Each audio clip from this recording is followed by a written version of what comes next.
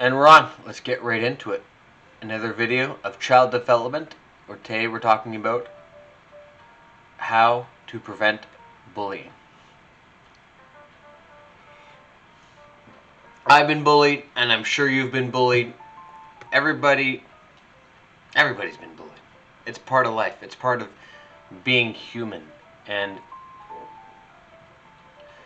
I think everybody has their own different opinion and their own viewpoints of how to prevent it, of how to stop it. To me, and this is the cold, hard truth about bullying, is that you're not going to stop it. Why?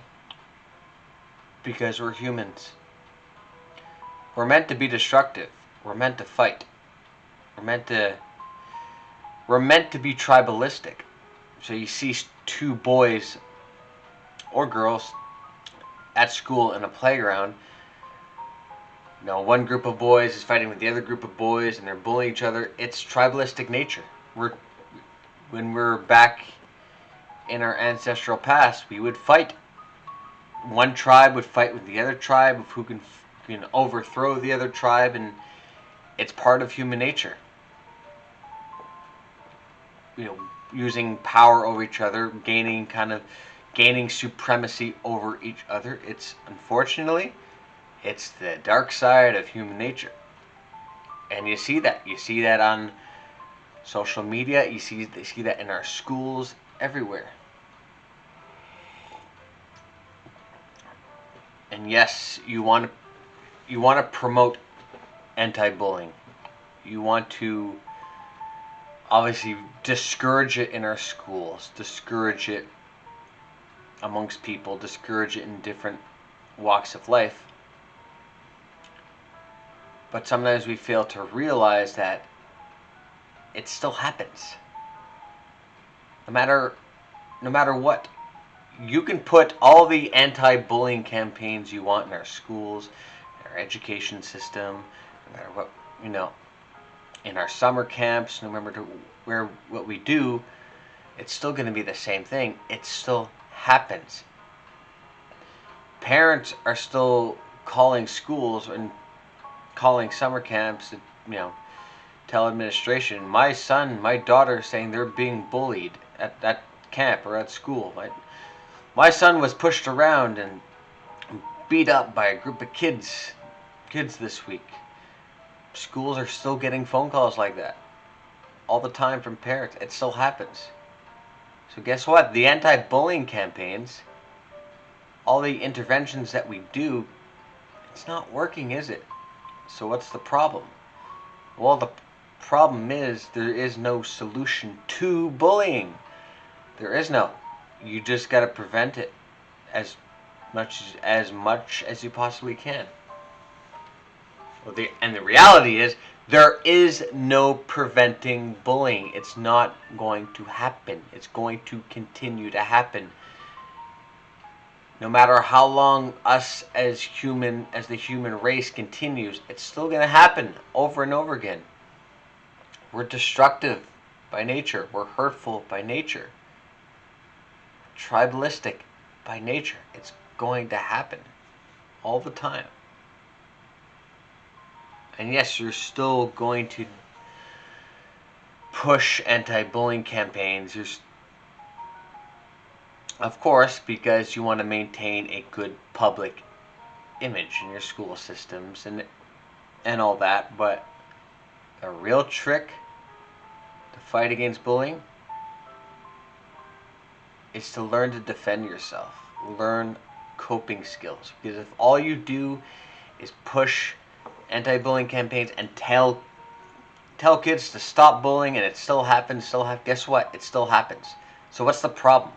The problem is you're only fighting 50% of that battle. The other 50% is giving children the tools to cope with it, to not allow bullying to destroy them, to not destroy their self-esteem, to not destroy their confidence, to not destroy their sense of self. You need to teach the kids coping skills, and that, to me, is not what's being done enough. You need to teach these kids to get out of these stupid safe spaces and make yourself the safe space. Build yourself up, learning coping skills. To start off, teach kids karate, teach kids martial arts, jiu-jitsu, some sort of martial arts where they can defend them. Learn to defend themselves. By doing that, you build what? You build self-confidence. That if they're, they develop those self-defense skills, those mixed martial arts skills. If they are in a situation where they need to defend themselves again, they're more confident because they know they've done this before. They know, okay, I know the skills, I know what to do in this situation to defend themselves. They have the confidence to handle that situation. That they're not gonna back down because they have that self-confidence. They don't need to back down because they have the confidence to be able to do it on their own. I'll tell you guys a little story, and this story is a perfect example of why you need to teach the coping skills, why kids need to learn self-defense, why parents need to stop educators need to stop involving themselves too much and explaining. Not stop, but they need to do more than just preventing bullying and explaining to kids like why this is not okay and why you shouldn't be doing this. You should be treating him with respect. Yes, do all that, but you got to do the other part too by treating them, the kids, like you're building them up. You're helping leveling them up so they can build themselves and build their sense of self. I'm going to get right into this story now. I was bullied a lot when I was in elementary school. I was bullied a hell of a lot in elementary. And I was always told over and over and over again, ignore them, run away, tell a teacher. I did that over and over and over again. What does that do? Tell a teacher. Well, the bullies who kept bullying me know that I can't handle this situation on my own. I can't handle myself. I got to go run and tell an adult all the time to do it. And I was always in a situation where I was in front of an adult. Adults were always kind of in my vicinity so I can run and have them protect me instead of learning the skills that I needed to protect myself. So, one day, I was walking home across the park, and these bullies decided to follow me. No teachers around, no staff around, no educators around, no parents around. It was just me. I did not have the skills to handle this situation on my own.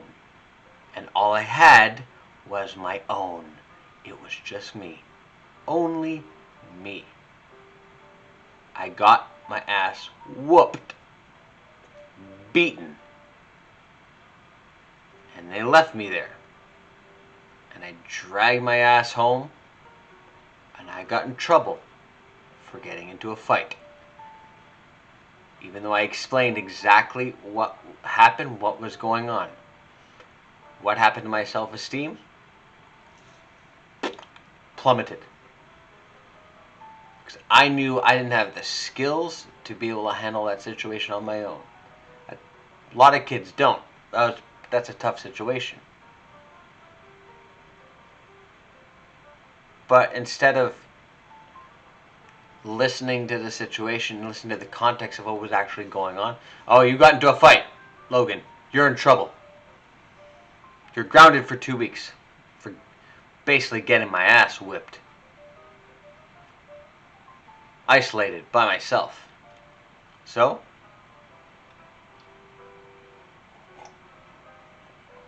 if I were a parent, how would I handle that situation? talk to them. Talk to them exactly what happened. Don't, as parents, don't automatically judge and assume, oh, you got into a fight, this is what, you're grounded. No, talk to them. What was the context of the fight? What was the situation? What was going on?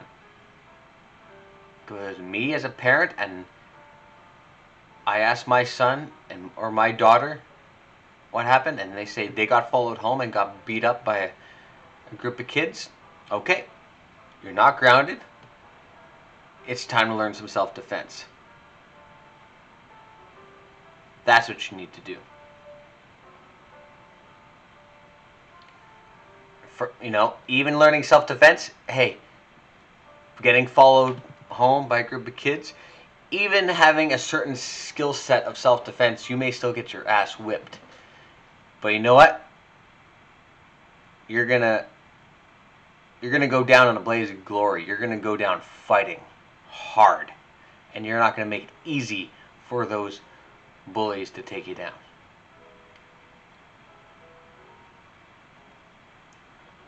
And here's the thing about bullies. If they know that you don't have a backbone, if they know that you don't have the ability to defend yourself verbally or physically, if they know that, they'll continue. But if you teach yourself how to fight, if you teach yourself to stand up for yourself, even talking strongly and assertively and standing up for yourself and looking people in the eye and not breaking eye contact when they're bullying you and having that dead eye contact and not being afraid of that dead eye contact, then bullies will see that. Bullies will pick up on that. Because most people, that eye contact, that prolonged eye contact, it's scary. It's intimidating. I look at fighters in the UFC ring, in pro wrestlers too. They'll look across the ring and they'll just stare at each other. It's intimidating, right? You look at a wild animal in the eyes like that, what's going to happen? They're going to feel threatened. They're going to attack. When you're dealing with bullies, you want to show them that you're strong, that you're going to stand your ground, that you're not going to break. Because sometimes when a child is being picked on and picked on and picked on and picked on and picked on, when they finally snap and they punch that bully right in the mouth, give them a bloody mouth, they learned their lesson, didn't they? Like, oh, crap, he does have some fight in him. Well, he knows now, if he pushes you that far, he knows what's going to happen. He's going to get clocked right in the face. He knows now the consequences of bullying you. There has to be consequences to the bullying. And as human beings, there is no better consequence than the physical consequence of bullying someone. When you put your hand on a hot stove and you burn yourself, ow, you burn your hand, that hurt. You're not going to touch that goddamn stove again, are you? It's the same thing. Physical consequences like that work best. But is it not socially acceptable? In certain situations, in schools, yeah, it's not socially acceptable to do that. But it works like a charm.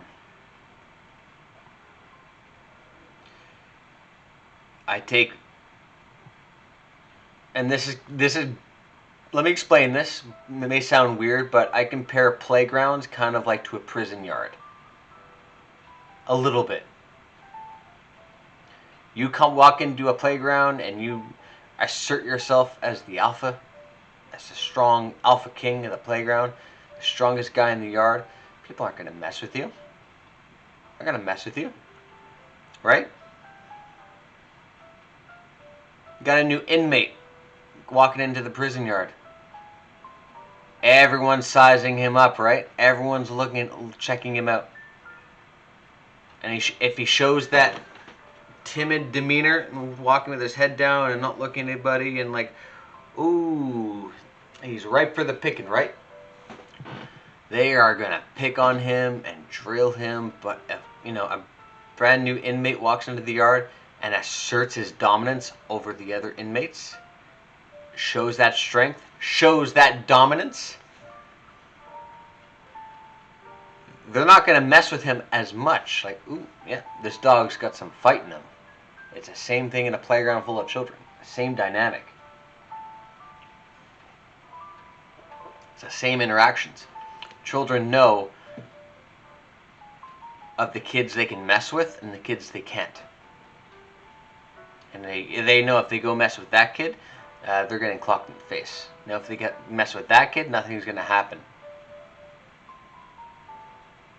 So children need to know for themselves, to be able to learn coping skills for themselves, to learn that there needs to be consequences to bullying, physical and verbal consequences. Because not being able to look someone in the eye and not being able to defend yourself verbally or physically shows to them what kind of person you are.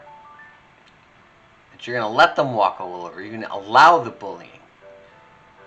Because telling a teacher, telling an adult, that's great and all.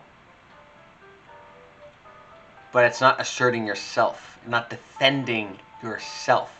And a child will have better self-esteem if they learn those coping skills and learn to defend themselves and learn strength. To learn those skills instead of always running to an adult. If it's a situation that they can't cope with, they can't deal with, yeah, sure, of course, go to an adult. But teach children to work through social conflict on their own first. If they really can't do it, fine, go to a teacher and then teach them those social skills that they need to be able to handle that, because they're going to need those social skills in the adult world. They're going to need that. Because if you can't assert yourself and stand up for yourself in the adult world, whether it's business, whether it's work, no matter what it is, you are going to get eaten alive.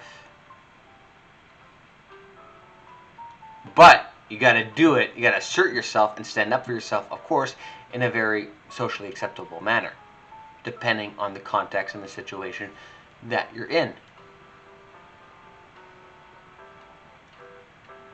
And like I said, children will have better self-esteem by learning those skills on their own and be able to handle it on their own.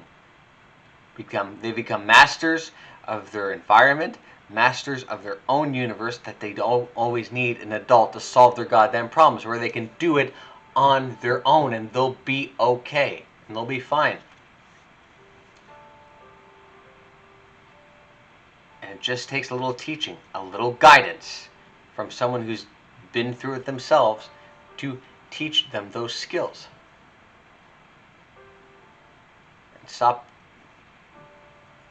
And to stop telling children, oh, you got to stop bullying. Oh, if that happened, tell an adult, tell this person, tell that person. Inform them and educate them to be able to do it on their own, and explain to them why they need to do it on their own. If you teach and tell them, you'll learn these skills to be able to do it on your own, you'll be happier, a much happier child, more competent, more confident, more independent, more autonomous, which is the whole point of raising children in the first place, right? We have children, we protect them, not just protecting them, but we teach them skills so they can be independent on their own, so they can leave the nest. Bye-bye, birdie. And that's it. Not in a constant state of just always protecting your child. You're not teaching. You're not guiding them. You're not learning anything from them. They're gaining any kind of skill set from that. Mental, emotional, physical, social, any kind of skill set from that by always protecting them from bullying. Let the bullying happen and teach them the skills they need to cope with it and learn to defend themselves. And they'll be okay. It just takes a little time, a little development, and a little guidance from someone who they trust. And on that note, guys, thank you so much for watching. Long video, yeah, I mentioned it was going to be a long video. If you like this video and it was of value to you, you can like, subscribe, follow me on Twitter, LinkedIn, Facebook, Instagram, at Timeless Personal Growth and Development. And I will see you all in another life. Have a great day.